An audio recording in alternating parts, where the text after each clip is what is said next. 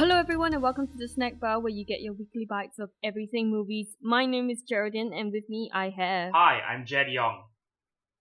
Yep, so today we are going to review my most anticipated film of the year, and I'm pretty sure you're really looking forward to it too, Jedd, being a DC fan. Yeah. Yeah, so before we get to that, did you see anything this week that you want to talk about? Yeah, we have a lot to talk about with Suicide Squad, so let's really quickly get through The Shallows, which is the movie I watched this week that I'd like to talk about. Awesome. It's the one with Blake Lively. Yep, Blake Lively versus a shark. So it's been described as 127 hours crossed with Jaws, crossed with a bit of gravity. And Blake Lively plays a medical student who goes to a really secluded remote beach in Mexico, which is where her mother went when her mother was pregnant with her, and her mother has now passed away from cancer. So she's debating whether or not she should continue to stay in med school, and in the meantime she's taking a break to Mexico. So she goes out, she surfs, she catches a few waves, and she realizes she's being stalked by a gigantic great white shark. And during low tide she's able to hide out on this little outcrop of rock in the middle of the ocean near the beach, but not near enough that she can swim to it and not get eaten by the shark. So it's kind of a game of cat and mouse, woman versus shark, and that's the movie. It's most of it is just Blake Lively. Okay, that's cool. Is it really good? I heard it's not too bad. Yeah, I enjoyed it. I think it's really suspenseful. I'm not a huge Blake Lively fan, but she kind of won me over. I enjoyed her performance, and the CGI shark was fantastic. I thought that the CGI shark looked really convincing. There were moments when it was genuinely scary, and there's enough of a variety in the obstacles that are flung at her. At first, I was kind of skeptical. I was wondering whether or not it would be boring if it's just Blake Lively on screen and I don't know what she's doing, or whether she's able to, or whether she'll actually be physically engaging the shark for most of it, which of course she won't. But I think it was well done. Okay. Like, honestly, my first exposure to this film was from Ryan Reynolds' Twitter, where he says, hang on, let me get the tweet. It says, actual footage from the first date with my wife, tried to surprise her but totally forgot I was a fucking shark. And it's a gif of her getting attacked by the shark. So it was really, really funny. Yeah, Blake Lively said that she was inspired to do this film because of Ryan Reynolds' role in Buried, which is him in a wooden coffin underground for the whole movie. So she wanted to do something like that. That was also a minimalist, like one-person thriller. Okay, that's interesting. Yeah, the ending is a little bit overblown. Like, the ending is kind of ridiculous, but I really enjoyed it. I thought it was a really satisfying ending. I know there are a lot of reviews that say that the movie is mostly quite realistic and quite credible, but at the end it becomes a bit of a cartoon, but I like the way it ended. Okay, cool. So I guess when that comes out, I will check it out. It depends what's coming out that week. Yeah, and what's good about it is that it's really lean. I think it's under 90 minutes. Oh, that's awesome. Yeah, so this it's nice to have a short movie once in a while. Exactly. Oh, it's coming out next week. Yeah, okay. It's coming out next week. So we'll see what happens with that, or whether or not we're going ahead with the plan, which was Jason Bourne, right? We probably will.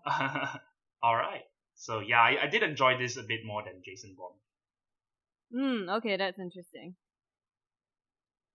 So do you have any other movies you want to talk about? Not really. Okay, so let's just head to Suicide Squad. Yeah, so I didn't want to take up too much time, so on we go to the meat and just potatoes. Like, it's alright. Just like The Shallows, it was lean and sweet, or whatever you said. Yeah, it was a very brief 123 minutes. No, wait, we're talking about Suicide Squad now, right? Yeah, Suicide Squad. So, what is the plot? So, Suicide Squad is the third movie in the DC Extended Universe, and it's based on the comic book property of the same name. So, Amanda Waller, played by Viola Davis, is a government official working for the covert organization Argus, and she has been pitching to the US government a project known as Task Force X. The idea is take a bunch of supervillains, force them to do the bidding of the government, and completely disown them if anything goes wrong, and control them by way of a little micro bomb implant, so that if anybody goes off script, boom, their heads get blown off. So the members of the Suicide Squad are as follows. We have Floyd Lawton, Deadshot, played by Will Smith, who is an expert marksman and the world's best sharpshooter. And then we have Harleen Quinzel, Harley Quinn, played by Margot Robbie. So she is, of course, the Joker's girlfriend. She was formerly a psychiatrist assigned to the Joker, but who was mentally manipulated by him and ended up falling head over heels for the Joker. Then we have Digger Harkness Captain Boomerang, played by Jai Courtney, who is a thief from Australia. He has a weird obsession with, we'll get to that later, and he's a diamond thief. Then we have Chato Santana, El Diablo, played by Jay Hernandez, who is a LA gangbanger and who is pyrokinetic, so he has flame powers, but he wants to leave his old life behind and he doesn't want to engage in any more violence. Then we have Waylon Jones, Killer Croc, played by Adewale Akinmoye Agbaje. So this is... That's amazing. Thank you very much. I've been his name. I've been practicing since I heard of him in G.I. Joe. So yeah, thank you.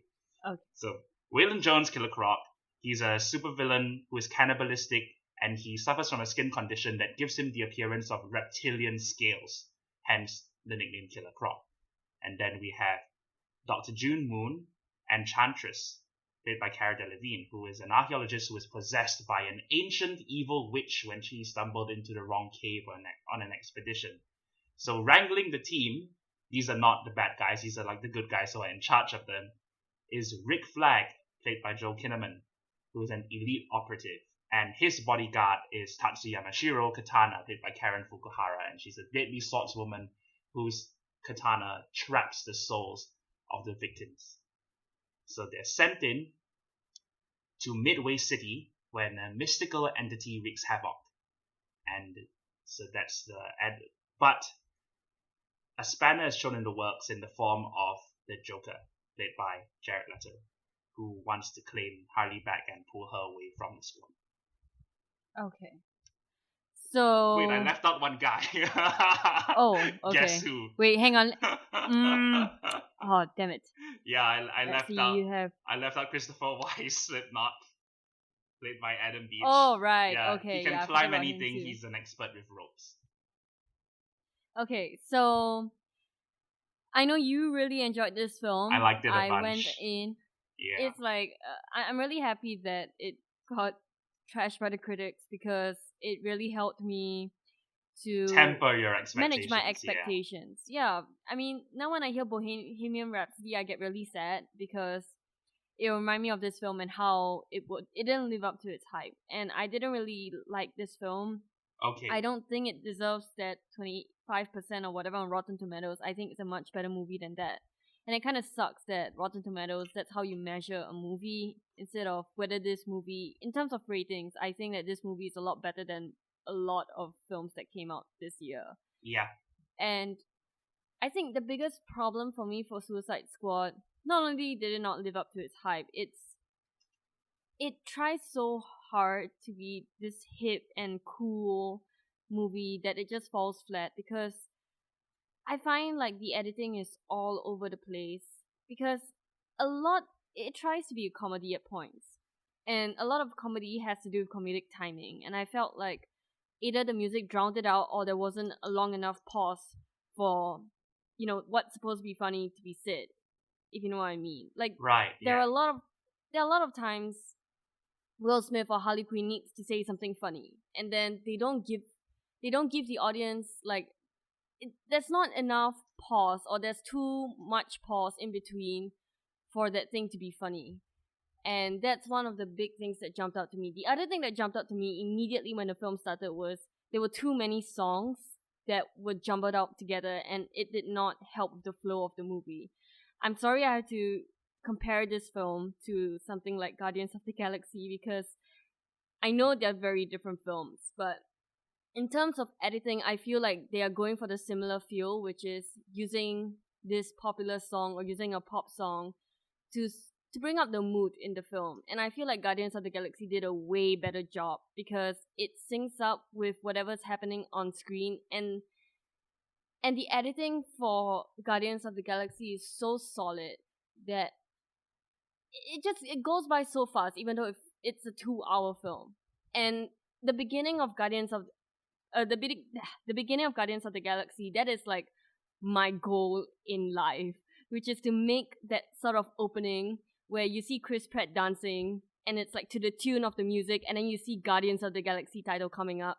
I think like that blew my mind when I first watched it, and I loved it so much. And then when Suicide Squad had a similar type of opening, it did not work because I I don't know, it's so badly edited. The whole film is so badly edited, and it's so sad too because I think the cast, they are funny, and you can see that they're extremely charismatic from all their interviews, and it's just the editing does not do them any justice. And I don't think it's a script problem. I think the script is perfectly fine. It's all about the pacing that I have the biggest issues with in this film. Right, so I do see where you're coming from, and I agree that there are certain points where the editing felt inconsistent and it felt choppy, but there are some transitions that I really enjoyed. And when I saw the brief and you were talking about the editing, I went to look up who edited the film. So Lee Smith, who did the Dark Knight trilogy, and John Gilroy, who did Pacific Rim. So I'm a little bit confused. Yeah, you see, I think the reason why the editing is so weird in this film is because they try so hard to be hip and to do it in the tune, in the rhythm of the music, and then because of that, it doesn't work. Because Pacific Rim and Dark Knight, they're not funny films, and you need someone who understands comedic timing to do this sort of editing. And it's clear to me that they didn't. And what's worse is that even the action scenes weren't edited well. I had no idea what was going on half the time, especially during one of the scenes where Killer Croc was in the water. It's like near the end, so I'm not going to say Right, what the yeah. context is. But like, I had no idea what was going on, and I had no idea who was human, who was not, and who was the bad guy. Yeah. So the action in this film honestly didn't bother me, and I described the movie as messy, but messy in a fun way, like playing in a mud pit, I suppose. I like the tone that they went for, and I think that there is a bit of a problem of it trying too hard to sound tough and trying too hard to be cool, and you've got bits of dialogue that are a little forced, and some jokes are crowbarred in. There's one thing which they do with Captain Boomerang, which I feel like, oh, that's something you did right after you saw Deadpool, and you made a note of that, and you did exactly the same Yes, thing. I know. Yeah, so I was a Yeah. little bit bothered by that, but on the whole, it fit my expectations of the tone, where you have the comedy coming from the dysfunction of the team. And it's not necessarily everyone trying to outquip each other, even though Deadshot is a quipster, which he is in the books. I liked most of the humor, and the one scene that is my favorite scene in the film is the scene where they're all in the bar and they're all hanging out. And I've read people say that it takes away from the urgency of it because it's almost the third act when that happens. It's pretty much like end second act, and it's almost a lull. But I enjoyed that scene really much because we got to know more about the characters, and we got to see them play off of each other in a relatively relaxed environment. Yeah. I wish there were more of those scenes though. I felt like maybe it's because I've only watched the movie once, so I came in with expectations of a really tight team, and I didn't get that because my expectations were too high. Oh, So okay, yeah. I really think it's a matter of, because a lot of these team films or these friendship films, even How to Train Your Dragon had the same problem. Like, I didn't really feel the friendship between Hiccup and Toothless until I watched the film over and over again. Really? All Because right. I mean, honestly, that was a father and son movie. It wasn't really a boy and his ex story. I don't know. But anyway, Okay. So yeah. So like, even for Guardians, I didn't feel like they were a team when I first watched it. But then, with subsequent viewings, I fell in love with them over and over and over again. And like, Guardians is my favorite Marvel movie, cinematic, MCU. Yeah. So, I was hoping Suicide Squad would live up to that hype, but it didn't, unfortunately. But for what it is, I liked it. Well, did I say I liked it? I don't know. I feel like I'm super. I don't know what to feel about this film because I didn't hate it, but I'm not sure whether I didn't hate it because I wanted to like it so bad that I'm lying to myself that it's not a bad film. right, and that's part of what makes it interesting to hash things out and to have this discussion. So I'm going to address your point about the team not being very tightly knit. This is a completely different dynamic than your average team movie or your typical superhero team movie, because the idea is that they don't go well together, and the idea is that everyone is expendable. In the books, the lineup changes all the time. So nobody gets along with each other. Nobody really bonds. Nobody really knows each other. And that's one of the things I like about the Suicide Squad, because you have a few mainstays, but the whole point of the team of this concept is to shine a light on B-list, C-list, D-list villains, and to use them in interesting ways which people would not have noticed before. So that was the intention of John Ostrander when he put these characters together. Well, his team was a slightly different team, but it was essentially the same idea. So that's why I'm okay with it not feeling like I think they have good chemistry here, but I don't think it's meant to be something like the Avengers, where everyone knows each other's strengths and weaknesses and they bond and they try and work towards a common goal. I think like everyone is everyone is trying to fulfill their own agenda, and that's part of what makes it fun. I'll be perfectly honest, I still don't feel like the Avengers team, even after so many films. So yeah, I think that's a really tough thing to do. And Suicide Squad, you hardly know these people as an individual. So it is a tough obstacle to climb. And I think for what it is, it's fine. And I really think that if I watch it over and over again, I would eventually come to believe that they are a team, because there's a lot of people in the cast. There are, yeah. I honestly thought that it was juggled pretty well. I was trying to think, whether or not there was an imbalance in the amount of screen time. And once you see Will Smith, you're like, oh, this is the Will Smith show. Everything's going to be about Will Smith. But honestly, I didn't feel entirely that way. I thought that while you do expect there to be a lot of Deadshot, it didn't feel like Will Smith was jumping in front of the camera and hogging the spotlight, which was my biggest fear going in.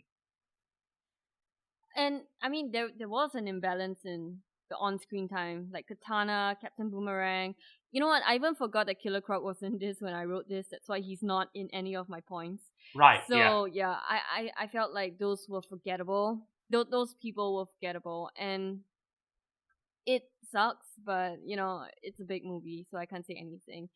And Rick Flag, I like him as a character. I don't like his motivation on why he's here, because that was not what I was expecting from Suicide Squad. And I don't believe his relationship and why he's doing it. Right, okay. Do you feel that way? Like, was it something that you bought into and just said, yeah, okay, I guess that's how Amanda Waller got him? Yes. Once they revealed that, I was like, this is absolutely the way to go. This is absolutely what she would have done. This is absolutely how you would keep him around. And I didn't expect to care about Rick Flag at all. I didn't expect to care about a large amount of the characters, but I ended up doing so. And a lot of the backstories are very cliche, and some of the emotional scenes are very heavy-handed. Not all of the acting is great, but I was surprised that there was quite a bit of heart in the movie, because you would think that in a movie which is trying so hard to be cool and to be tough, you wouldn't want to let emotion get in the way. But I felt like David Ayer was not afraid to let the emotional beats have their part in the story. And yeah, sorry, go ahead. See, I thought like Suicide Squad would have a lot of heart because they're telling stories about villains. And I thought that this was a great way to show how just because someone does bad things doesn't mean they're bad people, or they do it for bad reasons. It's because they want to, I guess, support their family, or because they need to survive, or because that's just the way they're born and they can't help it. And I think that felt like a missed opportunity to me. There are some stuff with El Diablo, there are some stuff with Will Smith's character Deadshot, but in the end, it just, like you said, it's all cliche. So I've seen it before, and I don't think it's done particularly creatively. So because of that, I'm like, okay, it's nice that you have some 3-dimensional characters here, but I've seen it before, so I don't really feel that much. I mean, the Deadshot stuff, I kind of liked what they did in the end. Yeah. But El Diablo, I wish they did his backstory a little bit more, with a little bit more subtlety. Like you could see where it's going. Right. At one point.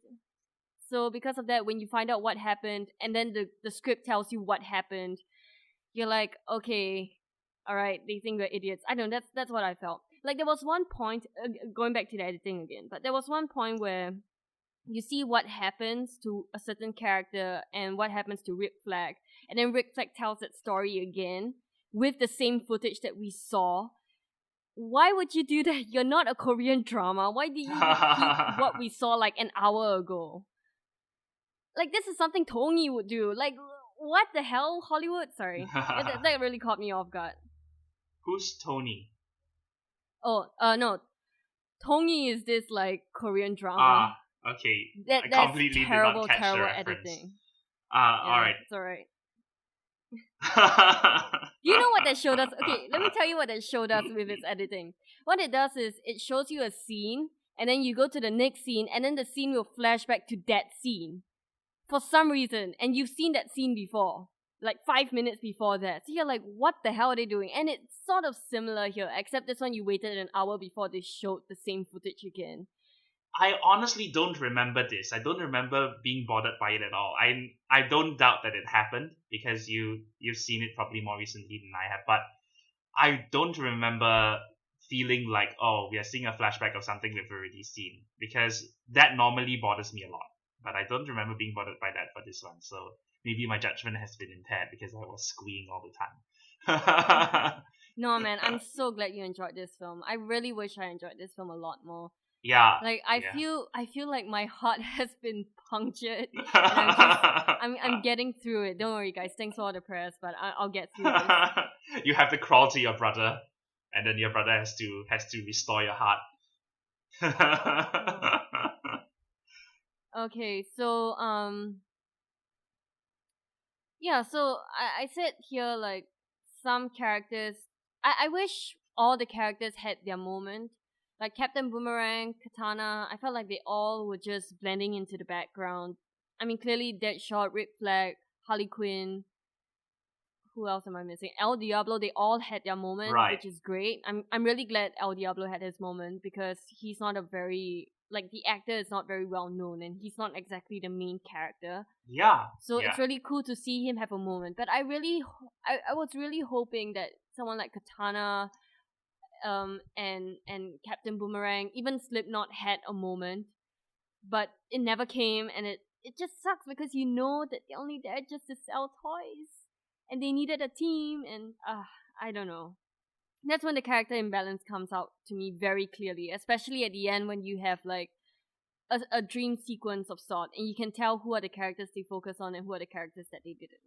Yeah, I don't really think this is a movie made to sell toys in the way that Avengers or Justice League would be, because I'm a collector customizer, so I familiarized myself with the toy lines. There isn't a kid-aimed Suicide Squad line, and neither should there be, but for most other movies and most other superhero movies, you have lines split up into this is aimed at collectors, and there's a whole bunch of stuff aimed at kids. So if there's a movie that's really toyetic, for example, with Civil War, they had a little foam launcher where you can launch a foam Falcon Red Wing, and you had Hulk hands and all of that stuff. So if this were a toyetic movie, you'd have toy Deadshot rifles and toy katanas, which is inappropriate, so they didn't do that. And Boomerang. Yeah, which I would actually do, honestly, if I were Mattel. I'd be like, screw it. I know this is not a kid-friendly movie, but I'm going to sell toy boomerangs. People are gonna buy it. So they didn't do that.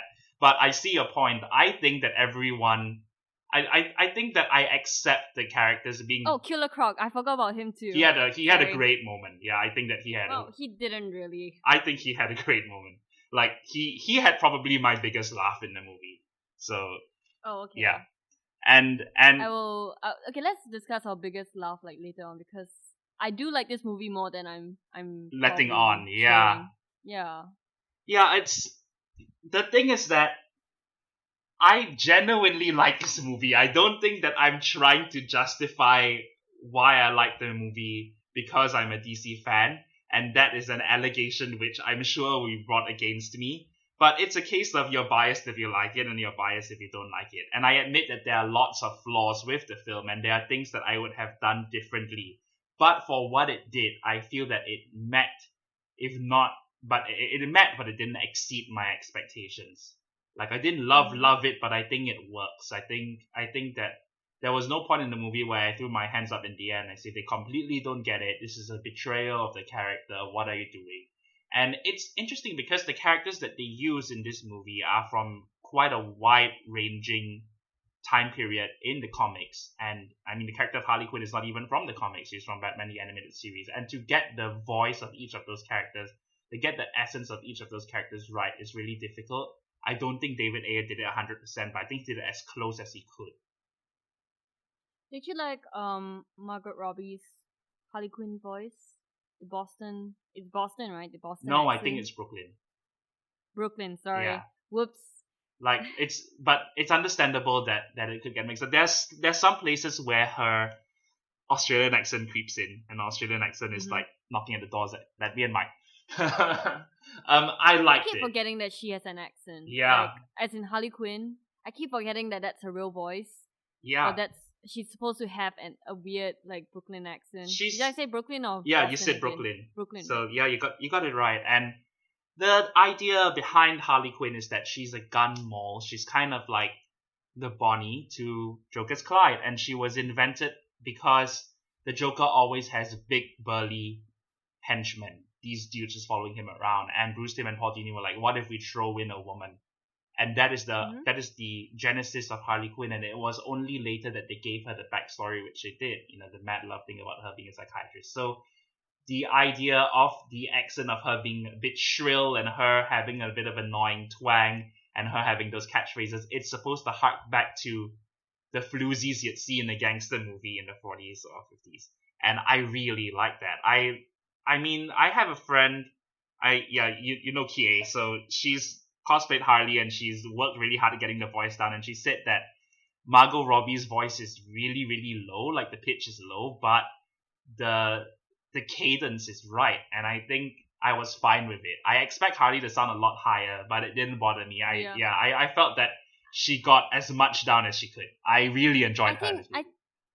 I think they really had to make her voice low because people who don't know about this character and only seen, fan arts of her, they don't know that that's how her voice sounds like. So I think it was a good choice for them to get Margot Robbie to do a lower voice. Yeah. Or else I don't think it'll be really grating for like 2 hours, I guess. Exactly, grating is the word. I can imagine it like wearing on you, and especially because you have to sympathize with the character. So if the character sounds annoying, I think it's harder to sympathize with the character. And yeah, which is not a knock on Arlene Sorkin. Arlene Sorkin is still the voice everyone hears in their head. She's still the perfect Harley voice. The character was kind of created with her in mind because she had played a similar role on a soap opera, and she was Paul Dini's friend, so that's what Paul Dini had intended. So anyway, let's move on to kind of talking in general about each of the characters without giving away spoilers. So since we're on the subject of Harley Quinn, let's do Harley Quinn first. You know what, let's just go on to spoilers. I feel like it's a lot easier. Do you have anything non-spoilery to say? Anything non-spoilery to say? I would definitely recommend this movie, and I think that once I saw it, when I saw it the first time, after I came out, it was like, I like this a lot, but I know people are gonna have problems. And I didn't know to what extent. I honestly did not think it would be as violent a reaction as it was. I was thinking that this would do 45-50%. I was thinking it would be Jurassic World kind of reception, and it wasn't. So that goes to show how good a judge I am. In any case, the problem, well, not necessarily the problem, but one of the issues of adapting anything into any medium, especially with comics into feature film, is that you cannot have a version of each of the characters that will satisfy everybody's ideal version in their heads. So I would say go into this not clinging tightly to a particular version of each of the characters that you hold very dear, but open yourself up to a little bit of wiggle room. I don't think they made any major missteps or there are things that I'll talk about in spoilers that I didn't like, but I don't think they did anything where they bent the character into something they were not to serve the larger purpose of the plot, which happens a lot in comic book movies. Yeah. Like Mystique. Yes, that's a very good example where over time they lost track of the character's arc and they had to satisfy certain contractual requirements or play up the popularity of the actor playing the role. And before we go into spoilers, best part of the movie for me Viola Davis as Amanda Waller. Perfect. Yep. Absolutely perfect. I was almost like pinching myself. I was like, this is so good. This is so good. This is absolutely what I wanted. And like every single thing the character does, every moment she's on screen. And I was a tiny bit skeptical that she would perhaps phone it in, like she would feel like a movie like this is below her caliber. After all, she's such an esteemed actress and she's an Oscar winner and everything. But I don't think she phoned it in. I think she did a marvelous job. Yeah. For me, I feel like I lean more towards most of the critics, which is this is not a very good movie, but it's still an enjoyable movie. I don't hate it like they probably do. And I think people really need to understand that critics are individual people grouped together. Yes, So yeah, we're not a monolithic entity. Wow. yeah, like Neil. saying the critics, see, like saying critics are wrong, and all I can say is, well, what about the 28% who gave it a positive review? You know, like they are critics. Are they wrong too? If they are wrong, then your sentence doesn't make sense because that means that the ones who say it's good are right, and the ones that say it's good are wrong, and the ones that say it's bad are also wrong. So I think the moral of the story is, hey, go out there. If you think you're gonna like this film, go out there, support this film, form your own opinion. If it's different from what other people say, that's good. If it's the same as what other people says, that's good too. As long as it's your own opinion. That's really what matters. And you don't need critics to validate your opinion. You really do not. Like, honestly, I love like How to Train Your Dragon like crazy, but people like critics loved Toy Story 3 when it came out, and I just thought it was alright. So, I didn't need critics to tell me, hey, I didn't need that validation from critics to say that How to Train Your Dragon was a worse movie than Toy Story 3. Like, it could be, but to me, it's not, and that's what matters. And I think that's what people need to understand too, which is, hey, you like Suicide Squad, good for you. You didn't waste your money or time. And I'm happy for you. You don't need to attack critics. Like, for God's sake, they're just people doing their jobs. There, okay. Yeah, I find it really amusing when people treat critics as if we're this thousand-headed hydra and we're all a single entity. And it's plugged into a central And you like this movie, so positronic it doesn't brain. make sense that you're wrong Yeah. when they agree with you. So my opinion is that the function of a movie review is as a piece of consumer advice. So it's to help you make up your mind. If you've already made up your mind, great. Then do as you have made up your mind. Fine. Yeah, and if you're like for me, I watched Suicide Squad despite the bad reviews because I was extremely curious of what this film was gonna be because I don't know whether I'll like it or not. Yeah. For something like Transformers, I know I'll hate it, so I don't go and watch it. And then people who go and watch it complain about it, and then the movie makes $1 billion, and I say that that's your fault that they keep making those type of films. So support the films that you like. Who cares what the critics or who cares what the general consensus is? Support what you wanna see more often. That's all we ask of you. Stop attacking people. It is not okay. Okay. I also Unless you're Aaron Hansen. Okay, sorry. Who's Aaron Hansen? Oh, he shit on Zelda. Sorry. Oh, okay. This is like a corner of geekdom which I'm not active in. Yeah, well, so the thing is that I also don't like it when directors use the excuse I didn't make this movie for critics, which is what David Ayer said. And that doesn't make sense. I'm sorry. Yeah. I know David Ayer said that, but that didn't no, make sense. I to me. totally agree with you because it's not like critics are trying to be. Okay, how do I put this? I don't think a critic goes into movies separating themselves from the audience because ultimately the purpose of a review is, as I mentioned earlier, a piece of consumer advice for the audience. So a critic is trying to take in his or her own opinion while also taking into consideration what audiences will enjoy and combining those factors with their own experiences, with their own knowledge or study of film to form their opinion and put it out there for audiences to read. So it doesn't make sense when you say I didn't make a movie for critics. And I just saw someone writing this in a comment. It says, critics need to understand that these movies are for fans of comics and comic movies like myself and others and not for them. Which makes zero sense. So, don't be that guy. Yeah, it's a weird idea to think that now in 2016, people still think that a critic will walk into a movie and say, I'm going to hate this because it's based on a comic book.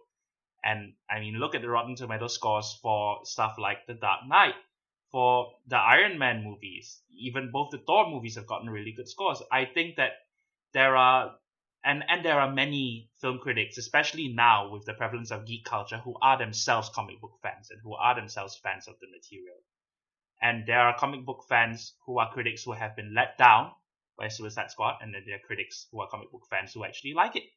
So I yeah, mean, just look at Deadpool. It did so well. yes, and people were able to acknowledge the success of Deadpool, and even reviewers who are not necessarily comic book fans are like, okay, this is good because this is something different, and I can see that there was a lot of effort taken in this getting made, and they had to overcome a lot of obstacles, and they got it made on a much smaller budget than they had planned, and good for them.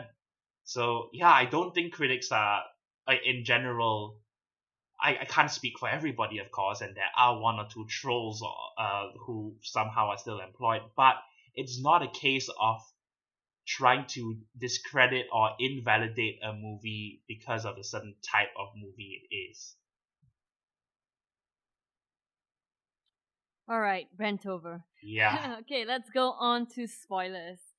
All So right. Harley Yes. Quinn. Lots to talk about. Spoilers for Suicide Squad. All right. Harley Quinn. Do Harley you Quinn. like that her relation? Let's talk about Harley Quinn and Joker together. Yeah. Do you like that Joker and Harley Quinn sort of have a two-way relationship now? Because usually she's all over Joker, and Joker kind of abuses her both mentally and physically. So do you like that he sort of cares for her in this film? I know a lot of people seem to be bothered by it because they're like, "Oh, it's a cautionary tale. Why did they make it look like Joker cares for her?" But I mean, people are mad that Mystique was choked in the billboard.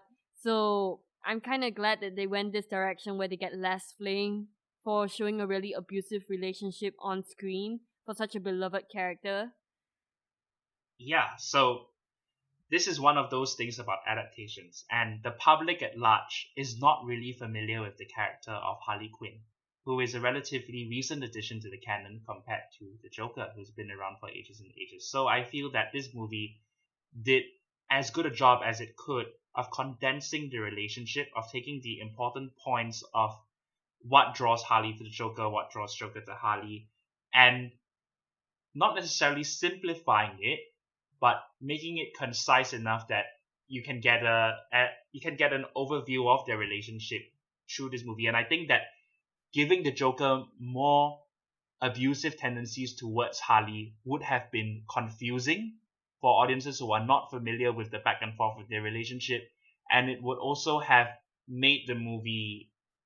It would also have taken away some of the drive of the plot of the movie, because a very important part of the movie, and one plot point that I thought was pretty clever is that Joker kidnaps the engineer at the facility that makes the bomb implant so that he can have him defuse Harley's bomb implant and pull her away from the squad.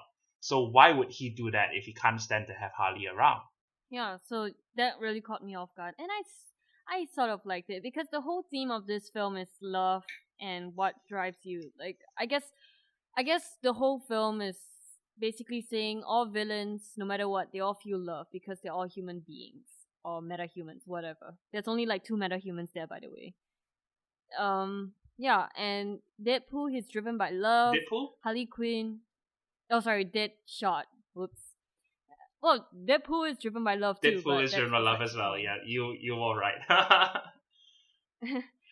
Rick Flag also driven by love, and Harley Quinn. There was one point where they were going back to sort of the Killing Joke. Well, it's not really Killing Joke. It's more like Killing Joke, but Harley Quinn style. And she says, "Have you ever been in love?" And I guess that was the main theme of the film. That was when I actually understood what the film was trying to say, which is that these people are motivated by love to do what they are doing now, and it's nice, you know. Like I think that's the sort of three-dimensional thing I was talking about because I like that this film is about villains, and it's a good time to show that they're not that bad. Of they're not terrible human beings. They just do terrible things, and yeah, I really like that scene a lot, and I sort of like the relationship between Joker and Harley. I still think it's a terrible relationship, don't get me wrong, but it's cool. Like, good job.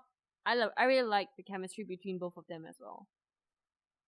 There's one bit which I felt was a little bit of a misstep. Actually, my one of my big problems with the movie is, I'm not gonna kill you. I'm just gonna hurt you really, really bad.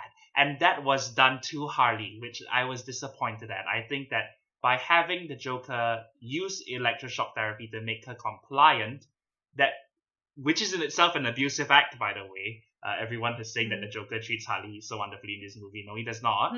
That's the first thing he does to her. It takes away from his own magnetism and his charisma. I feel that Harley would have willingly gone along with him without having to be subjected to the electric shocks.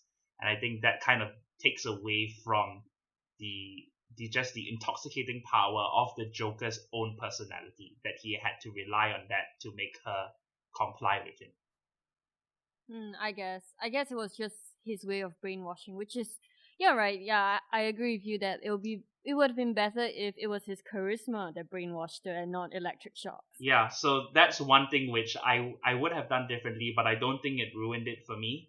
And I didn't like the editing of that part where, there's like these zoom ins. oh and yeah, weird the filters. flashes and It's so the bad. music video stuff. Like, Yeah, there's too much of that in this Yeah, movie. yeah. For sure. Yeah. It's terrible. It's one of the ways in which it tries to be hip. So it's like stuff like that feels a little self-conscious, but it didn't bother me overly. I just could have done with a lot less of it. So yeah. Yeah. And the trailer with him going, "Oh, don't worry, I'm not gonna kill you. I'm not gonna." What does he say? I'm not gonna kill you. I'm just gonna hurt you really, really gonna hurt bad. you really, really Yeah. bad. Like he says, the delivery for that in the trailer was so good, and they messed it up with the editing. Yes, they killed the impact Pisses of me it by off. jumping around in that scene. Yeah, so that's where that's where your gripe about the editing definitely has merit, because stuff like that, it breaks up the rhythm of a dramatic scene, and then as you were saying, the comedic scenes also suffer a little bit because the editors don't really know how to time that up. So yeah, well, the ending with Harley going up there, and then because Joker supposedly died, ha ha ha. yeah, I lost my pudding. Yeah. Yeah. She says, "Hey, you can bring the Joker back to life, right? You can bring my pudding back to life." And then the Enchantress was like, "Yes." Of course, and then dear. she goes Anything and attacks. you want. Yeah. and she goes and attacks her because she hurt her friends. For some reason I can't get over the fact that she would rather have her friends than the Joker because she's so madly in love with him. And that's the part where I couldn't buy the film. There were plenty of parts I couldn't buy the film, but that was one of the ones that stood out to me.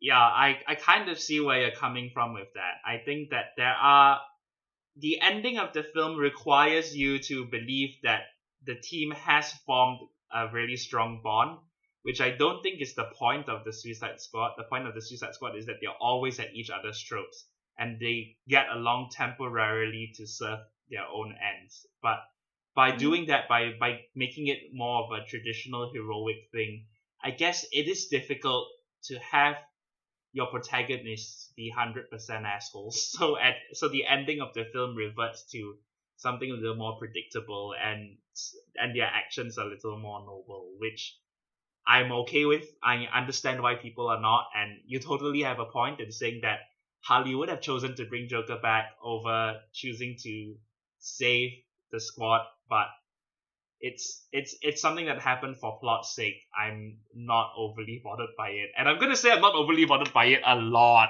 tonight. Like I already said it a lot, so I'm sorry if it sounds like a flimsy excuse. I'm gonna be trying my best to justify it. Okay, so at the ending, you see this mist, right? And then they're fighting the Enchantress. I really wish they would have just had a wide shot of that. You can still use body doubles. And then you just see them fighting against her, and then she's just like throwing the Enchantress. She's just like throwing everyone around in like a really cool like kung fu fight scene. Oh yeah, that would have been cool. You know what I'm talking about? Yeah. Huh? Yeah, I do. Like I thought the mist was perfect for it, but no, they just kept cutting and cutting and cutting, and it doesn't even cut on action. That was the worst part. And oh my gosh, it was so bad. The ending fight was so bad, and you can just tell, like, in the contract, Will Smith was like, "Hey, I get the final. I will save everyone. That's his contract." And then okay, he signs on to Suicide Squad because that felt like such a Will Smith thing to do. It did, yeah. Where they threw in the bomb or whatever, and then he uses his pistol He and then was he the one. shoots it. Yeah, and it was done in such an awkward slow mo that didn't have any effect but dragged the film out entirely.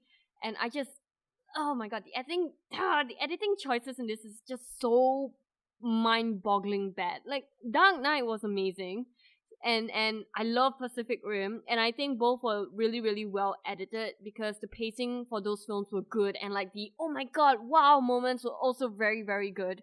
So I don't understand why Suicide Squad was done so badly, especially in terms of their "this is something cool that's happening" moment.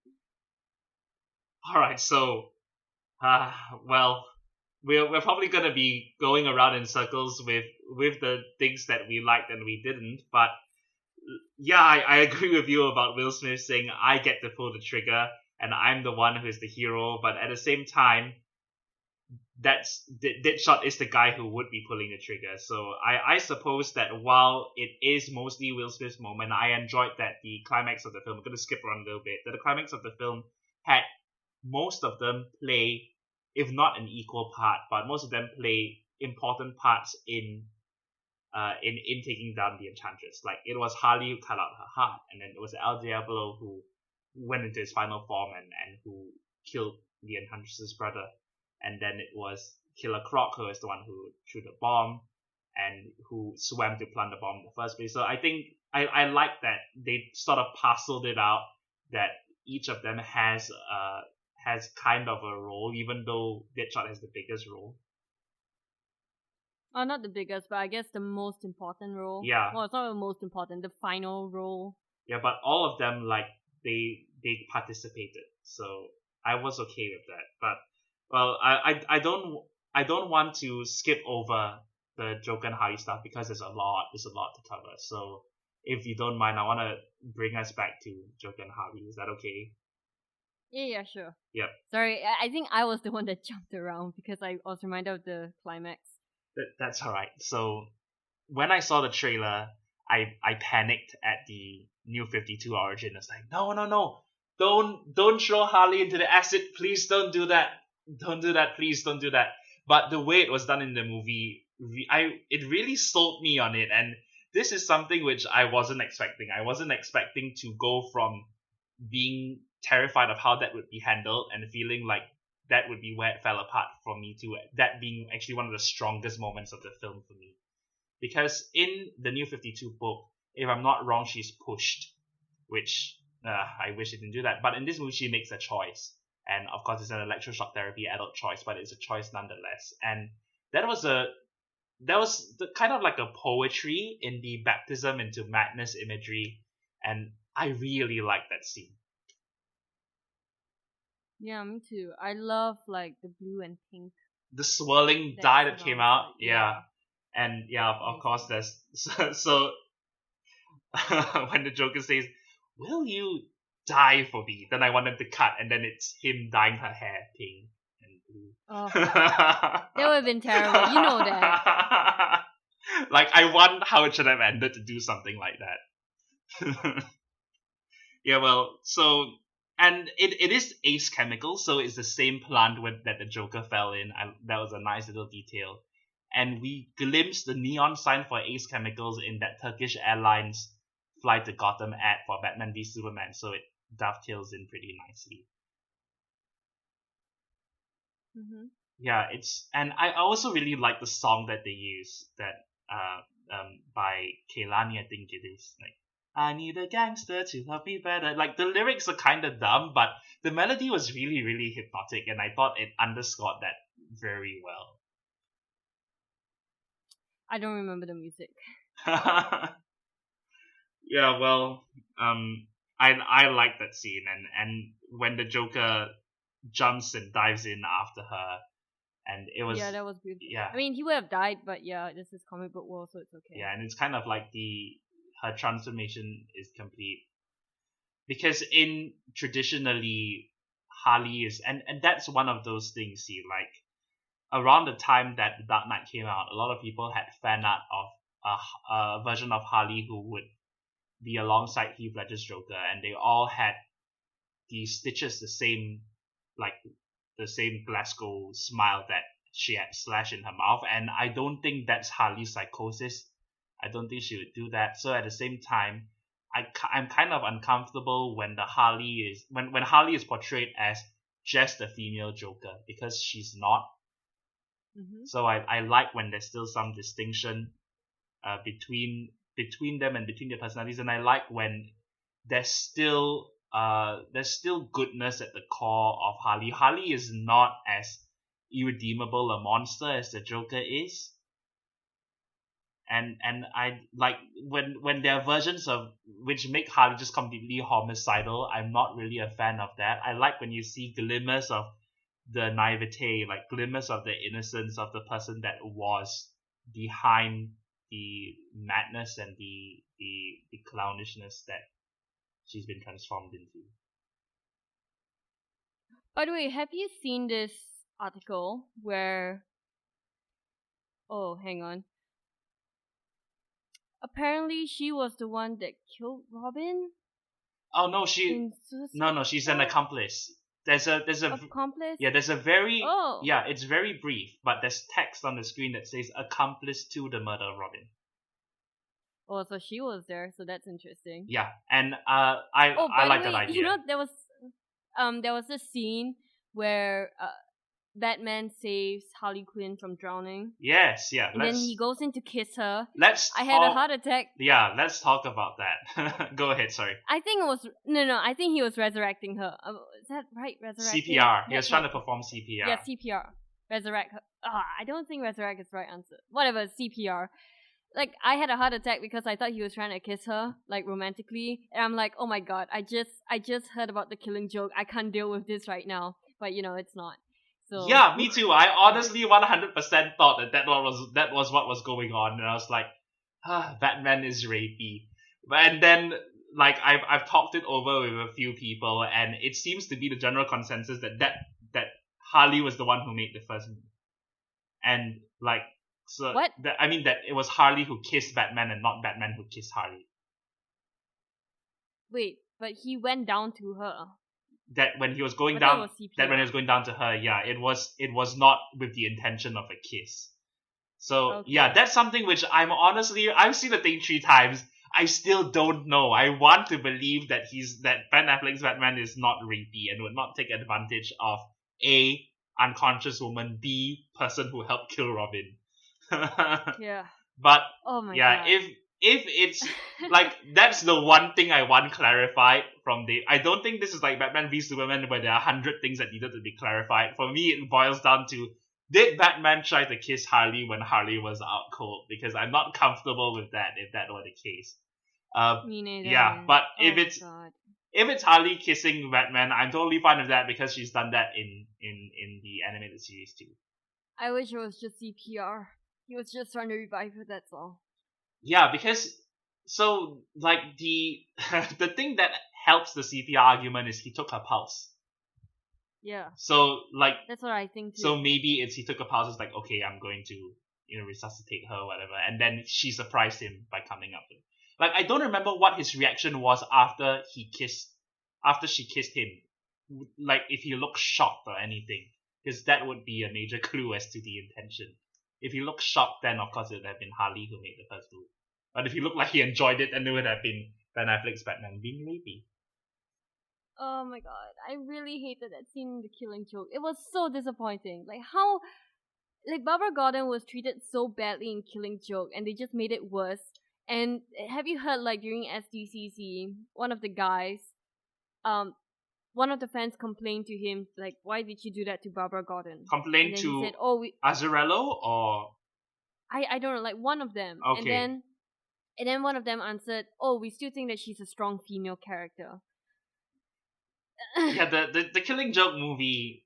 It's honestly, I was so disappointed because I thought that the opposition to the movie was wrong. When I thought that a lot of the people who didn't want the movie to get made were kind of missing the point, because I felt that the movie could have strengthened Barbara's story and we could have seen things from her perspective, and it would have put the events of the Killing Joke into context and given the tragedy greater meaning. But they went in the complete opposite direction, which is very puzzling to me. They gave it to Brian Azzarello, who his Joker is a rapist, and he made some like pretty annoying changes to Wonder Woman as well.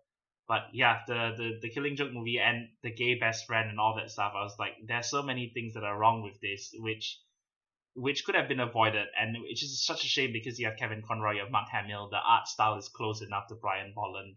This is such an iconic story that should be adapted, but yeah, that was a mess. It's terrible. Yeah. All right. Anyway, let's go back to Suicide Squad. All right. So is that all you want to talk about, Harley and Joker? No, there's still quite a bit more, and I hope it's okay to spend a bit of time on this. I want to go to the fantasy sequence. To normal is the setting on the dryer. Oh my gosh, that was so good. That really, like, that kind of knocked the wind out of me. I was like, that is genuinely sad that he married me. And it's interesting because throughout the movie you get the sense that Harley is really enjoying being Harley and she's enjoying the madness. But is it just a facade? And like deep down what she wants is to just be in a normal relationship and to just have a family and to just go about enjoying the things that other people are able to enjoy without being as messed up as she is. So yeah, it's like I knew that once I saw that scene, I knew that there would be people who would accuse the film of being misogynistic because it's like all women want is to have kids and to. I mean, that's Harley's character, isn't it? It is, yeah. I don't like. Here's the thing: Harley Quinn, I'm sorry, is not a feminist icon. Harley Quinn is not Wonder Woman. It's like what makes Harley Quinn compelling is how twisted and messed up and problematic her backstory is, and that's fine. Like not every female character has to be Wonder Woman. Not every female character has to be Batgirl, and you can have female characters who have that tragedy to them, who have that element of being damaged, and that makes them interesting. They still can be strong. They still can have their assertive moments. But I think that you cannot separate Harley from the fact that Joker manipulated her into being who she is. You just can't. And it's like, okay, so there's the whole issue of Harley being sexed up in this movie. Do you think that that's taken too far? Do you think she's over-sexualized in Suicide Squad? Okay, let's just put it this way. When something is sexed up, and then people complain about it, I'll just go and say, hey, you see those female cosplayers right there? Yeah. I don't think we should say anything about it because you're just sort of slut-shaming them in a certain way because they clearly love that design. And okay, look at it. If you see any gender-bend Mario character, they're all sexed up. And I love looking at cosplay stuff. And gender bending, I don't like it in stories, but I love seeing gender bend cosplays. Yeah, it's a design experiment. Yeah, a lot of females, when they gender bend, they show off their cleavage, they show off their thighs, and to me, there's nothing wrong with that because I think they look amazing in it. So to see this Harley Quinn sexed up, I mean, it is what it is, and I see so many girls cosplaying her, and I'm like, okay, you like the character design, good for you. I'm not gonna judge you for that, and I mean, it's a great. I like the design. I don't know whether it's Harley Quinn, but I think it's cool, and I really love seeing Harley Quinn cosplays, especially like the really, really freaking good ones. So, yeah. Yeah, I have no problem with this costume at all. I really appreciate your point of view, and I honestly wouldn't have seen it from that perspective. So I'm gonna throw in my 2 cents. I still am not a fan of the look. I think that they should have gone for something closer to Assault on Arthur, where she is like bearing her midriff, but at the same time it keeps the red and the black, and she still has the headdress and things like that. But I mean, the look is what it is. I'm okay with Harley using her sexuality to her advantage because that's what she's always done. In the Mad Love origin, she seduces her professor to get good grades in college. But I understand the opinion of it, the opinion that Harley is overly sexualized in this movie because Harley is supposed to serve as a little bit of she's the blonde ditz among the three Gotham City sirens. Ivy is traditionally vampy, and so is Catwoman, and both of them fulfill like sort of the femme fatale seductress quotient, and Harley is in between being goofy. So that to me is kind of like it strays a little bit from how the character was intended, but not enough for me to get up in arms. Mm. Does that make sense? Yeah, it does. For me, those things, well, I mean, I've seen Starfire sexed up before, so I think that's my limit already. So I've been through worse. Yeah, and I mean with Starfire, it's just a cultural thing. It's like where her planet comes from, where the planet that she comes from Tamarania. Yeah, that's right. It's fine. That's just their culture, so I'm not bothered by that. Yeah. Yeah. But I mean, I've seen the Teen Titans TV show first, so like when I saw her, like her real comic book, Yeah, the George character, Perez I'm like, design. whoa, Yeah. all right, okay, childhood is kind of questionable right now. Yeah. All right. So, well, with the Joker, what do you think? What do you think about Jared Leto as the Joker? Um, didn't didn't really do much. I mean, I didn't expect him to do much. He did a lot more than I thought he would. He's not like Heath Ledger or Mark Hamill, but he's he's not too bad. Like I appreciate what Jared Leto did to get into character, and he looks super creepy without his makeup, more so than with his makeup. So that's cool. Yeah, I really liked him. I think like some of his Joker stuff doesn't work. Like a lot of it, like most of it are okay, but some of them feel overacted. Right. Yeah. Like he's playing a character instead of him being that character. Yeah. But Yeah. I guess I'm happy they got him because I really love him as an actor, and you can tell that he's having a lot of fun with this, with the Joker character. So I'm happy for him, and I can't wait to see more of him. Yeah, I'm glad you feel that way because honestly, I've been hearing people say how miscast he is, and people reacting like his Joker is the worst thing to ever exist in the history of existence, and I just can't see that. Surfing board Joker. Is that from the Batman? From Batman The 66. Adam West Batman. Yeah, and Batman also went Ah. surfing and he had like yellow broad shorts. That's a fun one. Yeah, okay, I so love it. well, with Jared Leto's Joker, quite infamously, there's this interview he did where he said basically all his scenes were cut out and he was kind of bitter about that. But I'm okay with the Joker not being in a lot of the movie. I feel that the amount of Joker that they use and the amount of Batman that they use shows a degree of maturity in the DC extended universe, that you're willing to let other characters carry a film instead of the characters who would normally be taking the spotlight. And that's how it is in the comics, where not every story in which Joker or Batman appears, they are the main attraction. Sometimes they are secondary characters, sometimes they are framing the story for other characters to take the stage. That's what happened here, and I like how they were used. Yeah, Like you, I think the amount of Joker is perfect. Like I really hope that there wasn't a lot of him because I wanted to know more about the Suicide Squad team more than I want to know about the Joker, because the Joker will have his time in the sun, you know. definitely. And Yeah, it's this is a little and taster. it's really nice that they decided to hold back on him and on Batman. Even though I kind of wish we saw Batman more, but whatever. Yeah, I agree. I think that there are some people who say that the only reason Batman and Joker are in this is to sell the movie to audiences who wouldn't necessarily be familiar with that is kind of true. At the same time, it could have been done a lot worse. So, well, I'm not a huge fan of all of the shenanigans that Jared Leto got up to get into character, all the method stuff, the mailing severed pigs' heads and use condoms and anal beads to people. I think that's really unnecessary. I think that To be honest, I think he was just being a rock star. yeah, it's kind of annoying because it's like, yeah, you think that you can get away with it, so that's what you've done, and like it's I understand. Like, I think that honestly, things like that and stories like how torturous the filming process was is part of why some people went in preparing to hate it, because to some audiences it already sounded like they were trying too hard even before they watched the film in the way that it was marketed. So I could see how that would have a negative impact. Like you're saying, we're being edgy, we're really, really edgy, PG-13 edgy.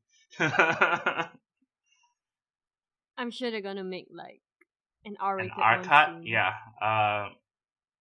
Well, not an R cut, just an R-rated Suicide Squad sequel. Yeah, I think that's a possibility. It's just that with Deadpool, I feel that they could get away with the R mostly because aside from Deadpool, the characters in the film are not really toyetic or not really kid friendly, but kids have toys of Killer Croc, and kids have not that Killer Croc is a kid friendly character, but kids have toys of Harley Quinn, and kids have so kids know the Joker.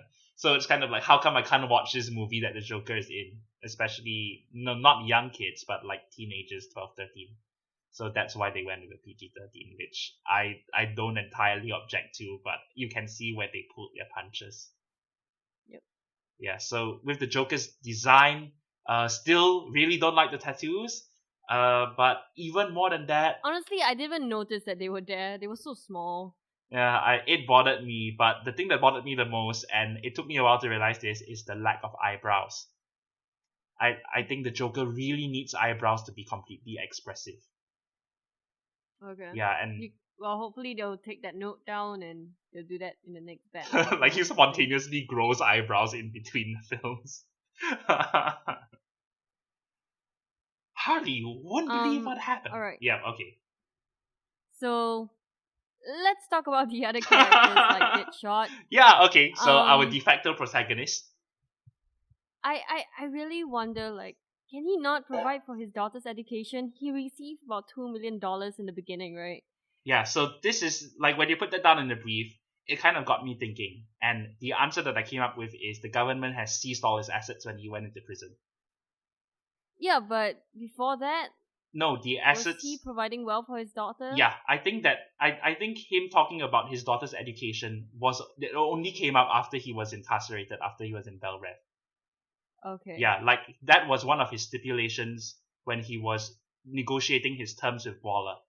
I think before that you didn't see Deadshot privately worrying about whether or not he would be able to provide for his daughter's education. Okay. Does that? I really like that scene. It was very Will Smith, but it was still a good scene. Yeah, where it Where was like, he's negotiating. oh, you thought I was talking to you? No, I was talking to her. I also love the scene with him teaching his daughter how to do math. Oh, the trigonometry. Yeah, the trigonometry. And then he uses his Deadshotness, I guess. Yeah. To educate. Oh, you have to think about the bullet size and the bullet weight, and then the wind trajectory and stuff like that. It's so good. Like, I love those scenes with his daughter. Yeah, I also really liked the whole thing where he's like, I'm not a hugger, but then at the end he hugs the punching bag because he's so lonely, and that was really, really sad. That was a genuinely emotion. Like I saw the thing 3 times, and then each time I was really I felt a visceral tinge of sadness. I didn't when he hugged the punching bag. Yeah. Yeah, it's just that I think the actress playing the daughter was really bad. Yeah. Yeah. She was. It. I didn't want to say that because that felt mean. No. But yeah, you said it, so now I can say it. Yeah, there are good child actors and there are bad child actors, and I feel like through most of the movies I've seen, I've been lucky enough to mostly see performances where it's good child actors. So when it's good child actors, you're really impressed. But when it's bad child actors, you cut them a bit of slack because of their age, but you're also like, I have seen what a good child actor can do. So it's still fair game. Yep. Yeah. So I think it's all right to point out that she wasn't great, and neither was Cara Delevingne, but we'll get to her later. I feel like, I've never seen Cara Delevingne in a lot of things.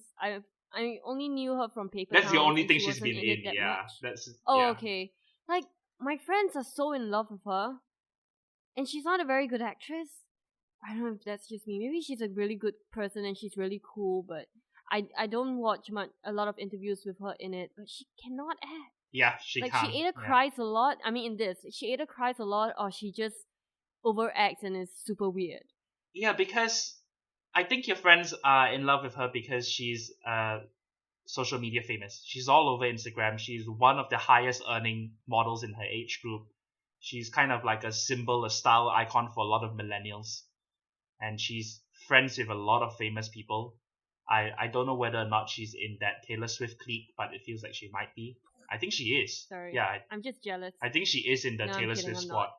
Yeah, so it's like I have that prejudice which a lot of people have, where if you're a supermodel trying to act, I'm suspicious to begin with. So yeah, this, like, I really felt like it was a bit of a stunt to cast her as Enchantress, because she was neither convincing as an archaeologist nor as an ancient witch. I love how, just put glasses on her. Yeah, then she'll be smart. That's not how it works, guys. No, it's not. And yeah, I was kind of disappointed because I feel that there is such an interesting thing going on with this character. The bit where when she's transforming and she summons the hand and the hand comes up underneath her hand and flips over. Holy crap, that is an awesome image. But yeah, so she just didn't sell it, man. No, I think she's probably the most terrible one out of everyone. Does Slipknot count? He doesn't do No, much. yeah, in any Suicide Squad story, you need one dude to demonstrate the bomb. So it's sort of like, I looked at the poster and I'm like, okay, Slipknot is dying, El Diablo is dying, I think Killer Croc is dying. Okay. So I was Well, off on one. You can tell that Slipknot is the one that's gonna die because Warner Brothers, they released all these teaser trailers and each one started with a character saying something. And Slipknot had nothing. Yeah, there wasn't So you knew he was gonna there die. wasn't enough stuff with him, like poor Adam Beach. But he is like the least known character. So they had to go with someone to the kill. guy who can climb everything. Yeah, and I kind of liked the whole thing where Boomerang was trying to convince him to run away to run away with him together. I should phrase that better. But it is something that, did he know that the bomb was going to go off, or did he do that just for fun, or No, he really wanted to escape? I think Boomerang genuinely thought that the bomb was faking them out. Oh, And he was okay. and he was going to run as well, but he was held back by Katana. Okay. Yeah. Wait, okay. Did you like Katana? Yeah, I felt like she didn't register. She was kind of a nothing character, and that was a bit of a shame because she's cool and I'm really happy that they retained the Soul Taker sword, because that is something which a few years ago, like, the Warner Brothers execs say that's not realistic, that's stupid, let's not do that. But when she has the souls in the sword and all of that, I was like, yes, please. Because that is something that I feel is kind of important to the mythology of the character. I feel like there was this scene where she was talking to her dead husband in the sword, and then people were like talking and they were saying what's wrong with her, and it's like, oh no. Oh, and then they repeat, the sword takes the souls. Yeah. Even though we heard that already. But anyway, then I think Boomerang was like, you know what they say about the crazy ones? Yeah. And then Harley was like, what? And then they all started laughing while she was just crying there. I was like, what? I think that shows that they're all kind of messed up. But okay, I guess you can argue it that way. Even Rick Flag was like, guys, we need to. Okay. Yeah, and Rick Flag I don't think Rick Flag was joining in laughing at Katana. Okay. Yeah, I think it was Boomerang being an asshole. It was mostly which is the perfect mode for Jai Courtney. So yeah, like, people have been struggling to find the use for Jai Courtney in Hollywood action movies. This is how you use Jai Courtney. Just be a background character. Just like let loose. Just let him be as unlikable as he can be, because I think he has a big problem trying to place the straight heroic action hero lead. I think that by giving him the freedom to cut loose and to use his accent and to be kind of nuts, and I was not, which I liked Boomerang in this. I was okay with him. My favorite part with him is the fire part, when he's like, "Woo!" That's ingenious. That was so funny because it's kind of it's funny, right? Because later on he accuses Harley Quinn of being confrontational and provoking people, but he himself does that all the time. Yep, So it's very it's really hypocritical awesome. to say like, why is it a knife fight every time you open your mouth? Yeah. By the way, do you wanna tell me why Captain Boomerang was chosen for the Suicide Squad? Because I didn't really get that. Yeah. Honestly, neither do I. But he's actually been Oh, okay. he's actually been in the original lineup of the team. And funnily enough, I think he's one of the most consistent members of the lineup apart from Deadshot. Like he was in the Assault on Arkham version, and he was also in the Justice League Unlimited version. So I don't know whether it's that they just had to have Boomerang, but at the same time, like I think, let's see, like he is about, like he serves a okay, I'm trying to put this into words, but when you made me think of his function in the team, I think it's kind of like Drax's function in Guardians of the Galaxy, because honestly they don't need another big guy. They already have Groot. They don't need a guy with knives. But so I feel like Boomerang is kind of analogous to Drax, if you want to compare the teams in that way. Oh, but Drax has his, family backstory. And I really love what Rocket said to him that snapped him out of it, which is someone has, you know, dead family members, but that doesn't mean that we kill everyone along the way with it or something Right, like that. I'm everyone's butchering up the lost. quote. It's a really Yeah, good. everyone's Oh lost yeah, somebody. Yeah, we've all lost yeah, somebody. and I really love that quote, and I like that. I like that arc that they had with Drax. Okay, Boomerang did not have an arc. yeah, Yeah, so I don't think it's fair to compare both of them that way. I'll let you have that one. That is a better argument than mine. Yeah, Boomerang is in it as the comic relief, and I guess yeah, I think that he wasn't really that funny, but he had his moments. Well, he didn't have his moments. That's the problem. But he had funny lines. yeah, I think that of all the characters, he's the wildest. Like I think even more than Harley, like he's the most in your face. And I guess like there is a bit of an issue where some of them are too close to being good guys, especially Deadshot. But with El Boomer, Diablo. yes, exactly. Yeah, El Diablo. That's right. Yeah, we'll get to him next. But with with Boomerang, there's no mistaking him for a good guy, and I enjoyed that. He's just an asshole. I like that he's just an asshole. Yes, so that I And think that's his purpose on the team, to be the resident and asshole. and I know some people have a problem with this, but there's this part where they were in the bar and then they're like, "Oh, you're all free to go," and then Boomerang he runs He out, bolted, yeah. and then after he Then just he joins them came back, randomly. yeah. Yeah, and people are like, "I don't understand what's going on," but the joke is that you shouldn't understand what's going on. He just came out of nowhere, and it's that kind of joke. So yeah, I really love that part too. Yeah, I think like he became more attached to the team than he wanted to admit. Yeah, Yeah. I love it. I liked it too. Like I can't tell whether that's a comedic moment or not, but I do love that scene because it makes you be like, oh, I guess he's joining the team now, and they don't explain it. They're like, oh, I thought about it, and man, you guys are my new family or whatever, something stupid like that. Like I just love that it just happened.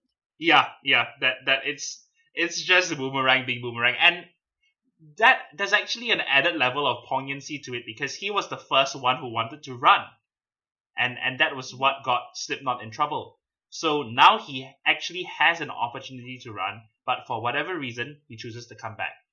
So I kind of like that. Like, well, it is perhaps the most heroic thing he does, but it's still subtle enough that you don't feel he suddenly became a good guy.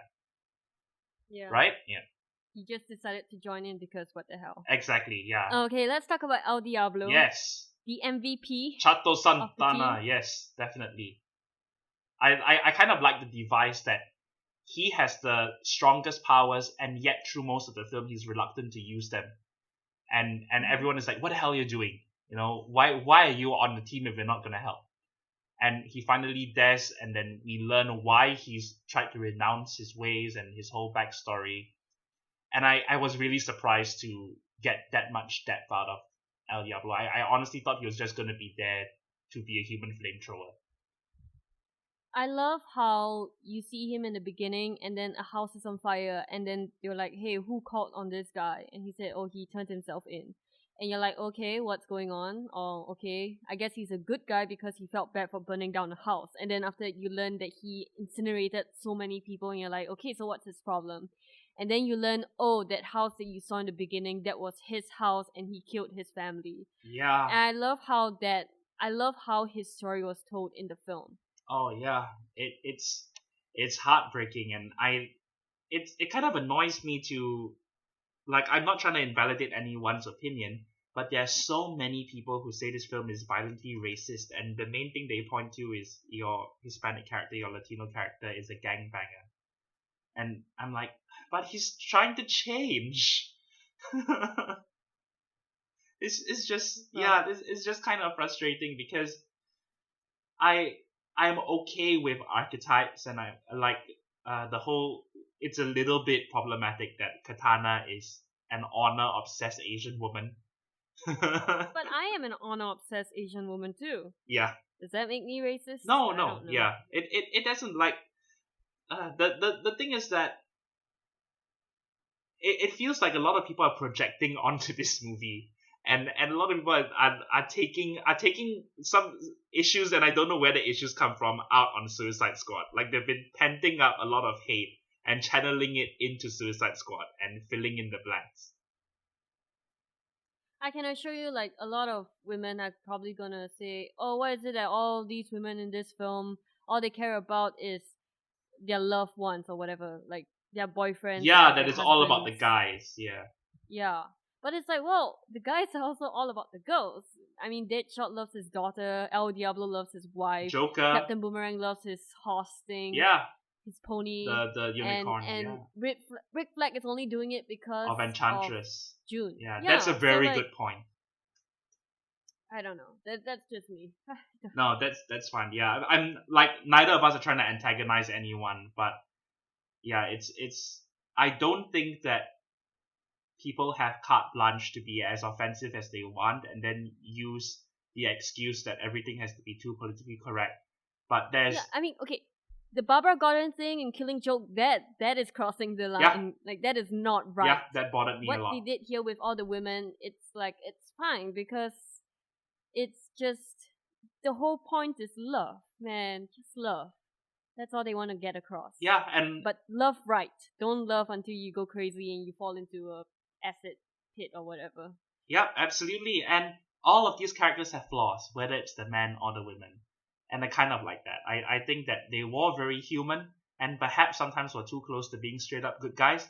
But there were attempts at character development. There were attempts at backstory. It wasn't just these characters are here to look cool and do cool shit. You know.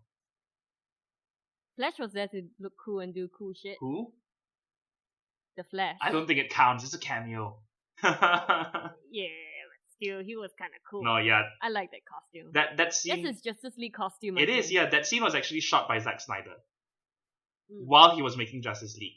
So David Ayer took advantage of that and said, "Can you do something for us that we can slot into Suicide Squad?" And then they said, "Sure, why not?" So that's nice. how that scene came about. Yeah, it was a great surprise. And yeah, I'm glad that they acknowledged that Boomerang is a Flash role, because the large majority of the people are Batman villains. Okay, who do we have left? So, I mean, we have Killer Croc, but he didn't do much. He did the bomb thing. He kind of his prosthetics were kind of gross, but like, okay, I'm kind of bothered by everyone saying Killer Croc is too small. Like, I see where you're coming from, but Google Adewale Akinwumi Agbaje, he's not a tiny guy. He's a huge guy. And I think the problem is that the head is too big for the body. Well, I mean, when I think of Killer Croc, the first thing that comes to my mind is Killer Croc from the Arkham games. Yeah. So that's how I pictured how tall he Who is a would be, ginormous but monster. I wasn't. Yeah, but I wasn't too bothered by it because to me, all I had in mind was, well, the budget isn't there, and if they make a whole CGI character, people are just going to complain that it's all CGI. So yeah, I'm actually, you pick and choose what you want. I'm really happy they went with this route. I'm really happy that they did prosthetic makeup, that it was like the KNB guys who do The Walking Dead, and I think it's fine for what it is. The Killer Croc moment that I liked the most was when Harley goes, we're all ugly on the inside, except for him, he's ugly on the outside too. And then she pulls back the hood and goes, "Not me, babe. I'm beautiful."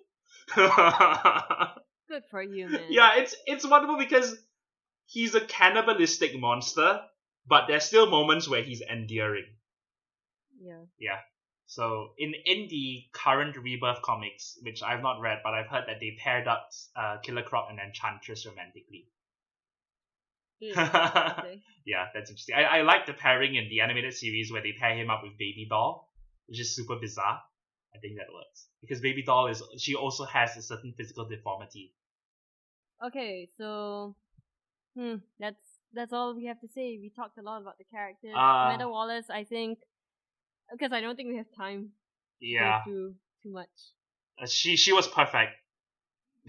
that's really all there is. So, the scene where she kills all of her own guys was amazing, and then she rationalizes it, and she has no problem with what she's done. I have nothing to say about that scene. I was just shocked that she killed people that way, like innocent people with families. I bet. Yeah. Who are just doing their job. Okay. It's such a whatever. I love that they made her a villain. Yes. That was cool. Because the whole idea of Amanda Waller is that she's Nick Fury but worse. Like a lot worse. So I'm glad that they kept to that. And I was also afraid that it would be cartoony because there's some versions where she's almost cartoonishly over the top evil. But in this one, she's so severe. And it's so funny, that scene where Rick Flag is doing the briefing, then he holds up the iPad and is like, "Behold, the voice of God." And then she appears super bored on the screen. That was so funny. Yeah, that was so funny. Really good. And I think that Joel Kinnaman is better as Rick Flag than Tom Hardy would have been. I bet we wouldn't have understood what Tom Hardy was saying. And okay, when they said Tom Hardy in Suicide Squad, I was like, oh, that makes so much sense. Tom Hardy as Deadshot, of course. That was my first thought, because if you Google Floyd Lawton, how he's drawn in the comics, you can kind of see Tom Hardy playing that kind of suave role. But that's okay. I think he's too. There's too much of a twinkle in his eye for him to be the completely straight military guy. Mm-hmm. Yep. So Joel Kinnaman was fine. Yeah, I like him too. He's a lot better than I thought he would be. Yep. Joel Kinnaman. He was in RoboCop, which I thought he was decent in, but I'm glad he's getting jobs because I felt so bad for him in RoboCop. He did his best, and I mean, I know he's another white guy, but I hope the best for anyone who worked hard, and when their movie fails, it's not their fault. Yeah. And Joel Kinnaman was one of those guys. That's absolutely right. Hold on. So I just discovered in my notes there was this thing that I wrote about one of the Joker's deleted scenes most likely is a stunt where he has his cane, because he doesn't use the cane in the movie. And when I saw the cane on display in a mall in Singapore, it said this is a rubber cane. So that means they made a cane for Jared Leto or a stuntman to hit somebody with. Okay. Yeah. And so, and of course the big Easter egg, which made me so happy, was the John F. Ostrander Federal Building. Did anybody in your hall cheer? Who? When they revealed the name of the building where Waller was in, the John F. Ostrander Federal Building. No. John Ostrander is the comic book writer who basically invented the modern lineup of the Suicide Squad. He's the writer who I think that's way too obscure for anyone to cheer. Oh, okay. As in, maybe for you guys, but and I don't think anyone cheered at that. I didn't even know that, but I mean, I wouldn't have known that, but still. It's really interesting to read his own review of the movie, where he, on the whole, did he like it? On the whole, he liked it, and he talks about some of the problems he had. But he says his favorite part was Waller, because Waller was a character he created, and Viola Davis was really perfect. And he said that he was so happy he got to meet her after the movie and tell her what a good job she did. So that kind of warmed my heart reading that. Yeah, that's great. Yeah, he used to do a lot of writing with his wife, and then his wife passed away. So I'm really glad that he got that shout out in the movie. That is really classy of David Ayer to tip the hat to John Ostrander. That's cool. And it was like an obvious. So people cheered in your theater when that came out? No, I cheered. you're like woo, and then it's like shut up. Okay, sorry. Yeah, so that is like the probably the biggest obscure Easter egg for people who read the books, I guess. Awesome. Yeah. You're officially a nerd. Woohoo! Congratulations. No, like the first time I saw it, I was like, where have I heard the name John Ostrander? He's a writer. And then when I looked, I was like, yes, of course, he's the guy who created the lineup. Because actually, like the Suicide Squad was a name that DC used for an old World War II comic. And then Okay. so that was the original concept of Suicide Squad. It was basically Dirty Dozen, and then they revived it. But the new concept was superheroes are forced to do the dirty work of the government. Mm-hmm. Yeah. Okay, that's cool. I love the name, by the way, Suicide Squad. Yeah, I was good. so worried they wouldn't be able to use it because of the sensitivity of having suicide in the title of a big blockbuster. Okay. Yeah. All right. Like I totally thought they Okay, were just gonna call it Task Force X, which is so hard to say. Task Force X. Suicide Squid. Okay. So let's just end this right now because we're out of time. Yeah, no, Next week. So much to talk about, man. Yeah. Maybe we'll do a follow-up if there's nothing to talk about. For Jason Bourne. So next week we're gonna review Jason Bourne, but out next week is also Nerve and The Shadows and Thomas and Friends: The Great Race. Are you gonna watch that? I don't think so. No, I think like that's a niche release. Okay. Alright, so see you guys next week. Alright. Bye. I'm sorry we went over time. Thanks, Jerry, and thanks everyone. Bye bye.